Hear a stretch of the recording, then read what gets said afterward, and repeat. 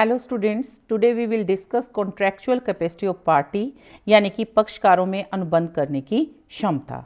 तो सबसे पहले हम बात करते हैं कॉन्ट्रैक्ट एक्ट में सेक्शन 10 जो है उसके अंतर्गत बताया गया है कि वो सभी एग्रीमेंट जो हैं वो एनफोर्सेबल बाय लॉ हैं, यानी कि वह लॉ के द्वारा परिवर्तनीय होंगे यदि वह उन व्यक्तियों के द्वारा करवाया गया है जिनमें कॉन्ट्रैक्चुअल कैपेसिटी है। इसका अर्थ है कि वे सभी ठहराव जो हैं लॉ के द्वारा एनफोर्स करवाए जा सकते हैं जो अनुबंध करने की योग्यता रखने वाले व्यक्तियों के द्वारा किए जाते हैं। तो अब हम बात करते हैं कि अनुबंध के योग्य कौन से व्यक्ति हैं, जो कि section 11 of Indian contract act 1872 में बताया गया है। अकॉर्डिंग टू सेक्शन 11, प्रत्येक ऐसा व्यक्ति अनुबंध करने की योग्यता रखता है जो संबंधित राजनियम जो उस देश पर लागू होता है के अनुसार वयस्क आयु का है और जो स्वस्थ मस्तिष्क का है, तथा वो किसी राजनियम जो है जो उस स्थान पर लागू होता है उसके द्वारा अनुबंध करने के अयोग्य घोषित ना किया गया हो। तो सेक्शन 11 को यदि हम संक्षेप में समझें तो प्रत्येक व्यक्ति जो है अनुबंध करने के योग्य होगा। पहला पॉइंट है कि वह मेजर होना चाहिए, दूसरा उसका माइंड साउंड होना चाहिए यानी कि वो स्वस्थ माइंड का होना चाहिए, और तीसरा वो किसी लॉ के द्वारा डिसक्वालीफाई ना किया गया हो। अब बात करते हैं सबसे पहले कि माइनर जो व्यक्ति होता है क्या वह अनुबंध करने के योग्य है। यदि वो योग्य नहीं है तो कौन से रूल्स उस पे लागू होंगे कॉन्ट्रैक्ट के संबंधित, या हम ये कहेंगे कि माइनर जो है जो अवयस्क है वो किस तरह की लीगल पोजीशन रखता है। सबसे पहले हम बात करते हैं माइनर कौन है। यदि भारत के केस में देखें, वह व्यक्ति जिसने 18 वर्ष की आयु प्राप्त नहीं की है वो व्यक्ति अवयस्क यानी माइनर समझा जाएगा। यदि कोई भी व्यक्ति जो है वह माइनर है जिसने 18 वर्ष की आयु पूरी नहीं की है, ऐसे व्यक्ति के साथ किया गया अनुबंध पूरी तरह से व्यर्थ होता है। तो क्या यहाँ पर माइनर के द्वारा या माइनर के साथ कोई अनुबंध किया जाएगा या नहीं, उसके संबंध में हम अब रूल्स जो हैं उन्हें डिटेल में समझेंगे। साथ ही ये देखेंगे कि माइनर की लीगल पोजीशन क्या रहेगी। सबसे पहला है एन एग्रीमेंट विद और by a minor is void. इसका मतलब है अवयस्क के साथ जो भी ठहराव किए जाते हैं वो पूरी तरह से व्यर्थ होते हैं। इसमें एक केस था मोहरी बीवी वर्सेस धर्मदास घोष, जिसमें क्लियर किया गया है कि माइनर के साथ किया गया अनुबंध शुरू से ही व्यर्थ होता है और इसे हम लॉ के द्वारा एनफोर्स नहीं करवा सकते। इस केस में धर्मदास एक माइनर होता है और वह मोहरी बीवी के पति से, जो कि जिसका नाम ब्रह्मदत्त था, उससे 20,000 का लोन लेता है। 20,000 का जब लोन दिया जाता है तो यहाँ पर वकील को जैसे ही पता चलता है कि यह व्यक्ति माइनर है, वह अपनी सेफ्टी के लिए उससे एक एफिडेविट लेता है और धर्मदास एक एफिडेविट देता है कि वह अनुबंध करते समय वयस्क था। जब लोन को रिटर्न करने की बारी आती है उस समय धर्मदास जो है उस लोन को रिटर्न नहीं करता। यह केस कोर्ट में जाता है तो वहाँ पर जो मोहरी बीवी है उसका एडवोकेट, उसका जो वकील है वह यह तर्क देता है कि धर्मदास ने हमें एक एफिडेविट दिया है जिसमें इस बात को कबूला है कि वह मेजर है। तो कोर्ट जो है यहाँ वर्डिक्ट देता है, न्यायाधीश कहता है कि चाहे माइनर ने किसी तरह का एफिडेविट ही क्यों ना दिया हो, यदि वो माइनर है तो वह जो अनुबंध करेगा वो अनुबंध शुरू से ही व्यर्थ माना जाएगा और ऐसे में मोहरी बीवी जो है उस धनराशि जो कि उसने धर्मदास को दी थी उसको वापस प्राप्त करने की अधिकारी नहीं पाई गई। तो ऐसे एग्रीमेंट जो किसी माइनर के साथ किए जाते हैं वो शुरू से ही व्यर्थ घोषित होते हैं। दूसरा केस आता है कि क्या अपनी जीवन की आवश्यक वस्तुओं के लिए माइनर कॉन्ट्रैक्ट कर सकता है तो उसकी लीगल पोजीशन क्या होगी। देखिए, एक अवयस्क जो है ऋण लेने के लिए या लाभ के लिए किसी वस्तु या संपत्ति का क्रय करने के लिए कोई वैधानिक अनुबंध नहीं कर सकता, परंतु वह अपनी या किसी ऐसी व्यक्ति जिसका पालन पोषण की अवयस्क की ही जिम्मेवारी है, उसकी जीवन की आवश्यकताओं की पूर्ति के लिए अनुबंध कर सकता है। ऐसे जीवन की आवश्यकताओं की पूर्ति के लिए दूसरे व्यक्ति ने जो धनराशि प्रदान की है, उसके लिए वह उस माइनर को व्यक्तिगत तौर पर उत्तरदायी नहीं ठहराएगा, लेकिन माइनर की यदि कोई संपत्ति है, उस संपत्ति से उस धनराशि को वापस प्राप्त करने का अधिकार उस व्यक्ति को होगा। तो क्लियर कट इसमें बताया है कि अपने जीवन की आवश्यकताओं की पूर्ति के लिए कोई भी माइनर अनुबंध कर सकता है, लेकिन वह उसके लिए व्यक्तिगत तौर पर उत्तरदायी नहीं ठहराया जाएगा। लेकिन यदि उसके पास कोई संपत्ति है, उस संपत्ति को बेचकर नेसेसिटी प्रोवाइड करने वाला व्यक्ति अपनी धनराशि को वसूल कर सकता है। तो यहाँ पर वस्तुएं आवश्यक हैं या नहीं हैं, या वो लग्जरी हैं, ये आपकी सिचुएशन पर डिपेंड करेगी। जनरली हम ये कहते हैं रोटी, कपड़ा और मकान जो है, या जो हमारे चिकित्सा पर यानी कि हमारे मेडिकल और जो हमारी शिक्षा के ऊपर एजुकेशन पर खर्च होता है, या जो हमारे एक सोशल लाइफ को मेंटेन करने के लिए बिल्कुल ज़रूरत की चीज़ें हैं, वो हमारी नेसेसिटी के अंतर्गत आएंगी। ऐशो आराम के लिए यदि आप कोई अनुबंध करते हैं तो वह अनुबंध जो है वो पूरी तरह से व्यर्थ होगा और इसमें उसकी व्यक्तिगत संपत्ति जो है उसका भी प्रयोग उस धनराशि की प्राप्ति के लिए नहीं किया जा सकता। सिर्फ नेसेसिटीज़ की चीज़ों के लिए यदि अनुबंध किया जाता है तो आप जो है यहाँ पर माइनर की संपत्ति जो है उसको अपने पास रख सकते हैं, उसको अटैच करवा सकते हैं। तीसरा है minor contract for his benefits, यानी कि अवयस्क द्वारा अपने लाभ के लिए कोई अनुबंध करना। यहाँ पर एक केस है रॉबर्ट वर्सेस ग्रे का। इस मामले में क्या होता है, एक माइनर एक प्रोफेशनल बिलियर्ड्स का जो प्लेयर होता है उसके साथ अनुबंध करता है, जिसमें वो बिलियर्ड का पेशेवर खिलाड़ी उसे जो है खेल की पूरी ट्रेनिंग देगा और उसको साथ में जहाँ जहाँ पर भी गेम्स होंगे खिलाने के लिए, यानी कि उसको प्ले करने के लिए यदि वो खेलना चाहता है तो लेकर जाएगा।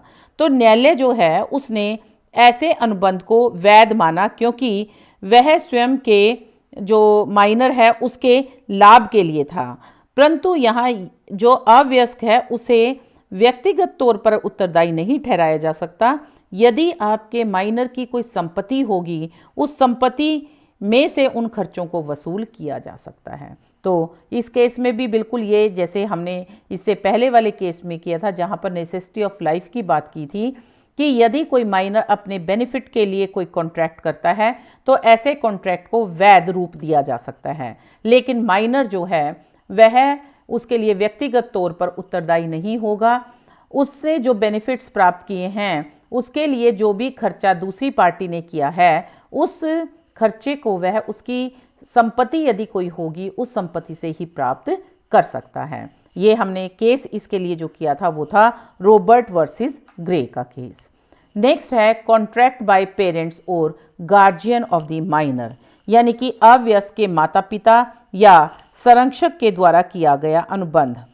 देखिए, अवयस्क के द्वारा अनुबंधों के लिए उसके माता पिता का कोई दायित्व नहीं होता, चाहे वह अनुबंध जो है उस माइनर की जीवन की आवश्यकताओं से संबंधित क्यों ना हो, लेकिन वे अवयस्क की ओर से उस समय जिम्मेवार ठहराए जा सकते हैं जब वो माइनर के एजेंट के रूप में काम कर रहे हैं या माइनर ने ऐसे कॉन्ट्रैक्ट से कोई लाभ प्राप्त किया है। तो लाभों के लिए यदि वो अपने माइनर बच्चे की तरफ से कोई कॉन्ट्रैक्ट कर रहे हैं तो उनको वहाँ पर जिम्मेवार ठहराया जा सकता है। या नेसेसिटी ऑफ लाइफ के लिए यदि कोई वस्तुएं वो प्राप्त कर रहे हैं तो उनको भुगतान करने के लिए उत्तरदायी माने जाएंगे। लेकिन इसके अलावा यदि कोई कॉन्ट्रैक्ट किया जाता है आप माइनर के द्वारा, तो उसके पेरेंट्स और गार्जियन उसके लिए जिम्मेवार नहीं होंगे।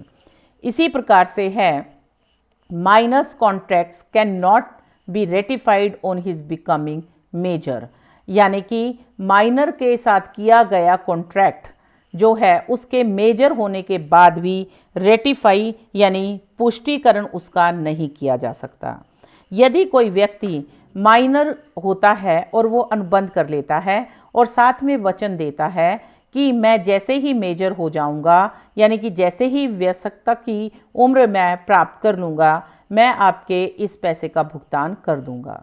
तो यहाँ पर क्योंकि जिस समय कॉन्ट्रैक्ट हुआ उस समय पर वह व्यक्ति कॉन्ट्रैक्चुअल कैपेसिटी नहीं रखता था, तो उसके मेजर होने के बाद ऐसे अनुबंध का पुष्टिकरण जो है वो नहीं करवाया जा सकता। नेक्स्ट है doctrine of estoppel does not apply against minor, यानी कि अवयस्क के विरुद्ध अवरोध का सिद्धांत लागू नहीं होता। देखिए, यदि हम किसी माइनर के साथ कोई कॉन्ट्रैक्ट करते हैं तो यहाँ पर एस्टॉपल जो है वो अप्लाई नहीं होगा। इसका अर्थ क्या है? इसका अर्थ है कि यदि किसी माइनर ने फ्रॉड के द्वारा, मिसरिप्रेजेंटेशन से किसी भी प्रकार का कोई कॉन्ट्रैक्ट किया है तथा खुद को मेजर बताकर दूसरे पक्षकार को प्रेरित किया है कि वो उसके साथ अनुबंध कर ले, या जो है उसके साथ कोई अनुबंध करता है, तब भी माइनर को उस अनुबंध को पूरा करने के लिए बाध्य नहीं किया जा सकता। लेकिन यदि कोई माइनर जो है वो मतलब माइनर होना ही उसके लिए एक बहुत बड़ी फ़ायदा देता है कि माइनर होने से वह सभी जिम्मेवारियों से बच जाता है, तो यहाँ पर उसके विरुद्ध अवरोध का सिद्धांत हम लागू नहीं कर सकते।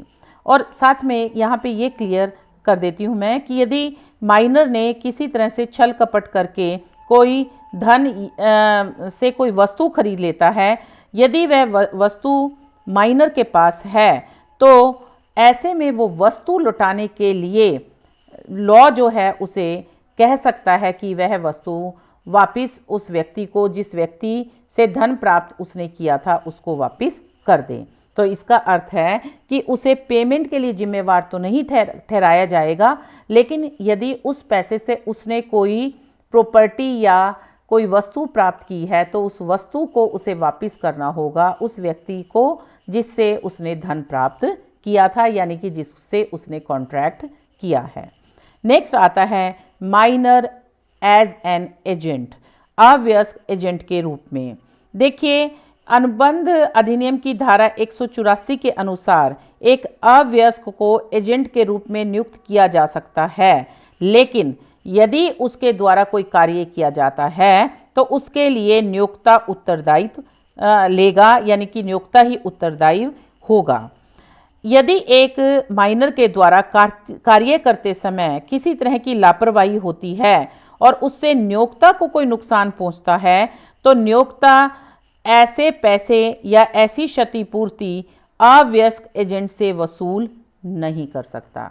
तो माइनर एजेंट तो हो सकता है, लेकिन एजेंट का जो उत्तरदायित्व है वो उत्तरदायित्व जो है माइनर का नहीं रहेगा। तो ये ध्यान में रखना है कि माइनर के साथ जब भी कोई कॉन्ट्रैक्ट किया जाता है तो हमें ध्यानपूर्वक उस कॉन्ट्रैक्ट को करना चाहिए, क्योंकि माइनर जो है वो अपने सभी उत्तरदायित्व से बच जाता है। इसी प्रकार से आता है पर्सन्स ऑफ अनसाउंड माइंड। पहला केस किया हमने कि वह व्यक्ति अनुबंध करने के सक्षम नहीं है जो अवयस्क है, जिसने 18 साल की उम्र पार नहीं की है। अब बात करते हैं ऐसे व्यक्ति की जो अनसाउंड माइंड के हैं। सेक्शन 12 में क्लियर किया है कि ऐसा व्यक्ति जो है वो साउंड माइंड का होगा कॉन्ट्रैक्ट के लिए यदि कॉन्ट्रैक्ट करते समय वह उस कॉन्ट्रैक्ट की सभी शर्तों को समझने में सक्षम है, यानी कि अनुबंध करने के उद्देश्य से प्रत्येक ऐसे व्यक्ति को साउंड माइंड का कहा जाता है जो अनुबंध करते समय अनुबंध को समझने की क्षमता रखता है तथा उस अनुबंध से उसके हितों पर क्या प्रभाव पड़ेगा उसके विषय में वह अपने विवेक से निर्णय लेने की क्षमता रखता है। वो सभी व्यक्ति जो हैं वो साउंड माइंड के कहे जाएंगे।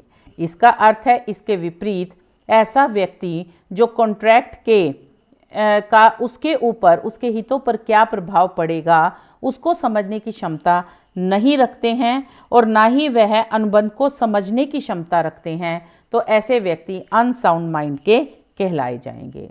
अनसाउंड माइंड में हमारे पैदाइशी मूर्ख, पागल व्यक्ति, शराबी व्यक्ति और ऐसा व्यक्ति जो बहुत बूढ़ा हो चुका है और उसकी सोचने समझने की क्षमता चली गई है, वो सभी व्यक्ति अनसाउंड माइंड में आएंगे और ऐसे व्यक्ति के साथ किया गया अनुबंध जो है वो पूरी तरह से व्यर्थ जो है वो माना जाएगा, क्योंकि ये कॉन्ट्रैक्चुअल कैपेसिटी नहीं रखते, अनुबंध करने की क्षमता नहीं रखते। यहाँ पर आपके पास जो ये हमने डिफरेंट जो किए हैं व्यक्ति जो अनसाउंड माइंड के, जैसे जो पैदा होते ही मूर्ख है, एक व्यक्ति पागल जो शुरू में पागल नहीं है लेकिन किसी दुर्घटनावश उसके दिमागी संतुलन बिगड़ गया है। शराबी व्यक्ति उस समय अनसाउंड माइंड का होगा जिस समय उसने लीकर कंज्यूम की हुई है। और एक वृद्ध व्यक्ति जो अपने अनुबंध का प्रभाव अपने ऊपर क्या रहेगा उसको समझने में असमर्थ है, वो भी अनसाउंड माइंड का कहलाया जाएगा और इन व्यक्तियों के साथ किया गया अनुबंध पूरी तरह से व्यर्थ माना जाता है। इसी प्रकार से हमारे कुछ अन्य अयोग्य व्यक्ति हैं, जैसे सबसे पहले है एलियन एनिमी। एलियन एनिमी कौन होते हैं? जिन देशों के साथ हमारा युद्ध छिड़ गया है, घोषित हो गया है, तो ऐसे में वो युद्ध जिन देशों के साथ हमारा युद्ध घोषित हो चुका है उसके किसी भी व्यक्ति के साथ आप कोई अनुबंध करते हैं तो आपका ये अनुबंध पूरी तरह से व्यर्थ घोषित किया गया है। इसी प्रकार से आपके जो फॉरेन एम्बेसडर्स हैं, यानी कि जो विदेशी शासक या राजदूत हैं, वो भी हमारे डिसक्वालीफाइड पर्सन होंगे, क्योंकि ये जो हैं वो हमारे भारत के न्यायालय के अधिकार क्षेत्र से बाहर हैं। इन लोगों के ऊपर हम अपने देश में किसी प्रकार का कोई मुकदमा नहीं चला सकते, जबकि इन लोगों को अधिकार दिया हुआ है कि वह अपनी इच्छा अनुसार भारत में अनुबंध कर सकते हैं। कोई भी विदेशी शासक या राजदूत जो हैं उस पर वाद प्रस्तुत करने के संबंध कुछ नियम तो हैं जो हमारे सीपीसी की धारा 80 से 87 तक निर्देशित किए गए हैं, बताए गए हैं। इनके अनुसार किसी विदेशी सम्राट या राजदूत पर यदि हम कोई वाद प्रस्तुत करते हैं तो उसके लिए हमें सेंट्रल गवर्नमेंट से परमिशन लेनी पड़ती है, और ये हमें जो स्पेशल परमिशन मिलती है वो कुछ पर्टिकुलर सिचुएशन या कुछ कंडीशंस होती हैं। उन कंडीशन को यदि हम फुलफिल करते हैं तभी केंद्रीय सरकार उनके ऊपर मुकदमा चलाने के लिए परमिशन देती है। तो ऐसे में विदेशी राजदूत या कोई शासक है उसको हम जो है अनुबंध करने के योग्य नहीं मानते, क्योंकि हम उसको वाद प्रस्तुत करके उससे अनुबंध पूरा करने के लिए नहीं कह सकते। तो ये था हमारा सेकंड पार्ट, जिसमें अदर क्वालिफाइड पर्सन यानी कि अन्य अयोग्य व्यक्ति जो हैं उसमें ये लोग आते हैं।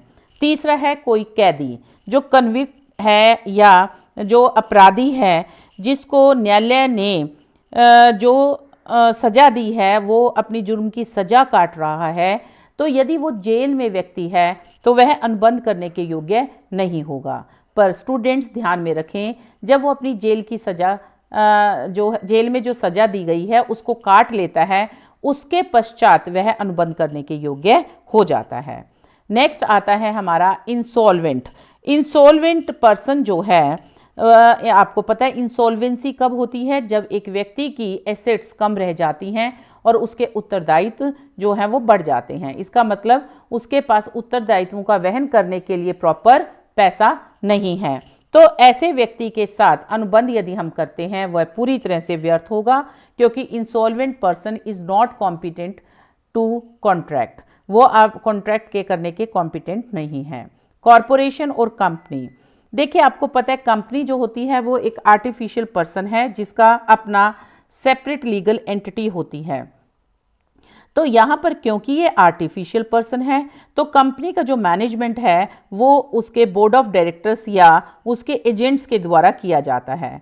तो कंपनी के लिए जो कंपनी के प्रबंधकों को अनुबंध करने का अधिकार प्राप्त होता है और वो उसकी कॉमन सील के अंतर्गत ये सारे कार्य करते हैं।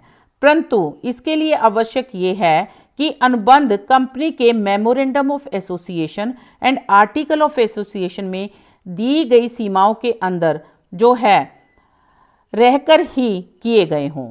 यदि आपके कोई ऐसा कॉन्ट्रैक्ट जो memorandum of association and article of association के बाहर किया गया है, ऐसा अनुबंध पूरी तरह से व्यर्थ होगा, क्योंकि यहाँ पर ये अनुबंध कंपनी की सीमाओं से बाहर है। इसी प्रकार से आता है मैरिड विमेन। अब एक इम्पोर्टेंट क्वेश्चन आता है कि क्या विवाहित स्त्री अनुबंध करने के योग्य है या नहीं। देखिए, जो मैरिड वीमेन प्रॉपर्टी एक्ट है उसकी सेक्शन 4 में क्लियर लिखा है कि प्रत्येक प्रकार की मैरिड जो विमेन है वो अपनी संपत्ति अलग से रख सकती है और कॉन्ट्रैक्ट भी कर सकती है। तो ऐसे में जो भी अनुबंध होते हैं और उस अनुबंध से उसका कोई दायित्व होता है, उस दायित्व के लिए वह अपना स्त्री धन का प्रयोग करेगी। इसका मतलब है कि उसके द्वारा किए गए अनुबंधों के लिए उसका पति जो है वो उत्तरदायी नहीं होगा, क्योंकि मैरिड वेमेन जो है वो स्वयं कॉम्पिटेंट है कॉन्ट्रैक्ट करने के लिए, तो वही उस उत्तरदायित्व को पूरा करेगी। तो यहाँ पर एक जो आपकी उस समय पर पति को दायित्व जो है ठहराया जा सकता है जब उस मैरिड वीमेन की जीवन की आवश्यकताओं की पूर्ति की जाती है, तो उस अमाउंट तक ही वो उसका पति जो है वो जिम्मेवार ठहराया जाएगा। आवश्यकता की वस्तुएं क्या हैं ये डिपेंड करेगा उसकी पारिवारिक परिस्थिति पर या उसकी पारिवारिक स्थिति पर। किसी व्यक्ति के लिए जीवन निर्वाह की आवश्यकताएं कुछ और हो सकती हैं। यदि वो किसी दूसरे सेगमेंट इनकम सेगमेंट में है तो उसकी जीवन की आवश्यकताएं जो हैं वो अलग हो सकती हैं।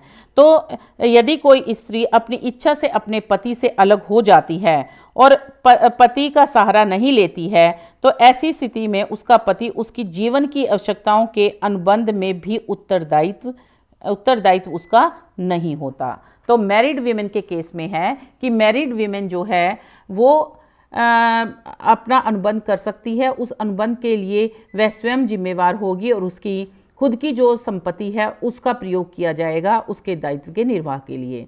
लेकिन यदि एक मैरिड वीमेन जो है वो अपनी इच्छा से अलग रह रही है अपने पति से, तो ऐसे में उसके पति की कोई जिम्मेवारी नहीं बनती, चाहे वह उसके जीवन की आवश्यकताओं की पूर्ति के लिए किया गया अनुबंध ही क्यों ना हो। यहाँ पर यदि कोई स्त्री जो है उसकी जीवन की आवश्यकताओं की पूर्ति के लिए वो कोई अनुबंध करती है और वो अपने पति से अलग नहीं रह रही है, तो पति की जिम्मेवारी बनती है कि वह उसके अनुबंध को पूरा करे। ये थे हमारे अदर डिस्क्वालिफाइड पर्सन। तो स्टूडेंट्स, हमने देखा कि वो व्यक्ति अनुबंध करने के योग्य नहीं होते जो माइनर हैं यानी कि जो अवयस्क हैं। दूसरा, वो व्यक्ति जो अनसाउंड माइंड के हैं, जिनका मस्तिष्क स्वस्थ नहीं है, जो है अपने ऊपर अनुबंध का क्या प्रभाव पड़ेगा उसको समझने के लायक नहीं हैं। और तीसरा, अदर डिस्क्वालिफाइड पर्सन्स जैसे एलियन एनिमी हैं, हमारे फॉरेन एम्बेसडर्स हैं, कैदी हैं, इंसॉल्वेंट व्यक्ति है, कॉरपोरेशन और कंपनी यदि वो अपने memorandum and article of association से बाहर यदि कोई अनुबंध किया जाता है उसके साथ, तो उसके लिए कंपनी जो है वो डिस्क्वालीफाई की गई है, यानी कि वो उस कार्य को करने के योग्य नहीं है। और मैरिड वीमेन जिसको अभी हमने पढ़ा है उसके साथ किया गया अनुबंध जो हैं वो हमारे आएंगे। वो ये हमारे केसेस हैं जिसमें हमें लॉ के द्वारा डिस्क्वालीफाई किया है, ये हमारे डिस्क्वालीफाइड पर्सन्स हैं। इसी प्रकार से ये था हमारा वो पार्ट आपके कॉन्ट्रैक्ट एक्ट का जिसमें कॉन्ट्रैक्ट करने की क्या क्षमता होनी चाहिए, यानी कि कौन से व्यक्ति हैं जो अनुबंध करने के योग्य होते हैं। मुझे आशा है कि इस वीडियो से आपको ये क्लियर हो गया है। इसी के साथ आई थैंक यू ऑल।